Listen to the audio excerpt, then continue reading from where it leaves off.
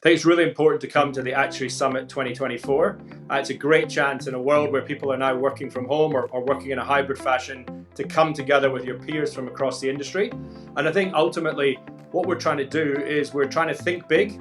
We're trying to look at the big things that are going on in the world, and we're trying to live better. We're trying to take actuaries beyond mortality and morbidity and look at things that we can do that make our lives better and the lives of our clients better.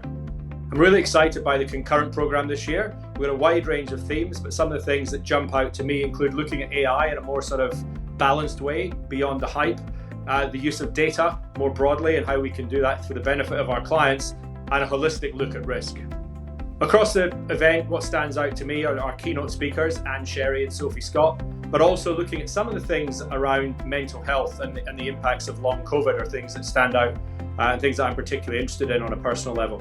Other sessions that really interest me include a long-term look at the future of the private health industry and some exciting sessions being put together by some of our younger members. In the plenaries, we're also going to have some great sessions on digitisation, on genetics, and some interesting looks at the consumer. I'm excited to be going to the Gold Coast. One of the things I find in conferences in places like Sydney and Melbourne is you always end up with a lot of people living in their hometown and they don't fully commit to the event. It's a great chance for the profession to come together, to share ideas, to think big and to live better. And I'm really looking forward to all the opportunities that will provide.